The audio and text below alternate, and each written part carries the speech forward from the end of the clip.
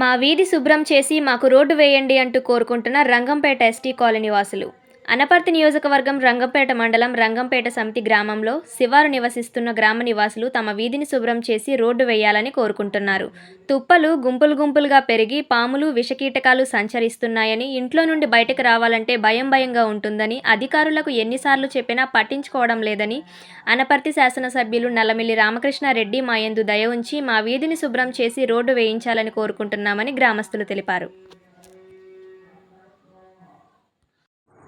MLA గారికి నమస్కారాలు. మాది రంగంపేట మండలం రంగంపేట సమితి దగ్గర ఎస్టీ కాలనీ. మాది చివరి ఇల్లు అండి. ఈ చివరి ఇల్లు గత 20 సంవత్సరాలుగా మేము ఇక్కడే ఉంటున్నాం.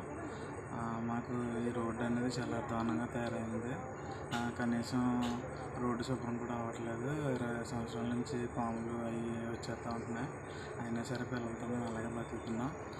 దయచేసి మా మీద ఎమ్మెల్యే గారు దయ ఉంచి కొంచెం రోడ్డు శుభ్రం చేయించి రోడ్డు వేయించారేమో అని మేము అడుగుతున్నామండి. మా ప్రార్థన అనిపించింది. రంగంపేట సమితి అండి, ఎస్టీ కాలనీ అండి.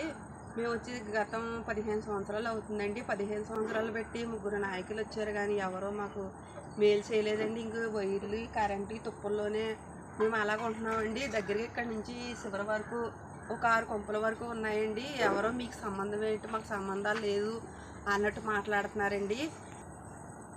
మాది చివరిల్లు అండి. రోడ్లు లేక చాలా ఇబ్బంది పడుతున్నామండి. కరెంట్ లేక, రోడ్లు లేక చంటి పిల్లలతో చాలా బాధపడిపోతున్నామండి.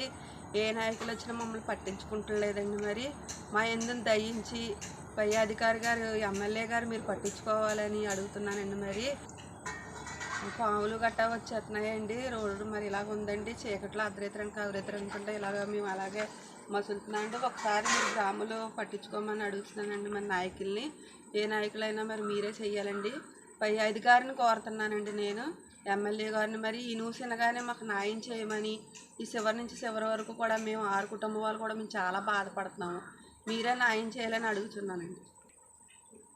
రోడ్డు అంతా తుప్పలు అసలు అడిగేస్తానికి కూడా లేదండి. ఒకసారి చూడండి వచ్చుకొని, ఇవన్నీ తుప్పలు మొలిసిపోయానండి. ఈ తుప్పల్లోంచి వానానికి వరదానికి అయినా అలాగే మేము నడుచుకుని వస్తున్నామండి. చాలా బాధపడుతున్నామండి. వర్షం వస్తే మోకాల వరకు వచ్చేస్తుందండి. తుప్పలు చూస్తేనేమో మనుషులకు మించిపోనట్టు ఉన్నాయండి. తుప్పల్లో మసులుతున్నామండి. మరి మీరే చెయ్యాలండి. మాకు న్యాయం చేయాలని అధికారిని, పై అధికారిని అడుగుతున్నామండి. ఎమ్మెల్యే గారిని మీరే మాకు చెయ్యాలండి. ఎమ్మెల్యే గారండి, మీరే మాకు న్యాయం చేయగలరండి.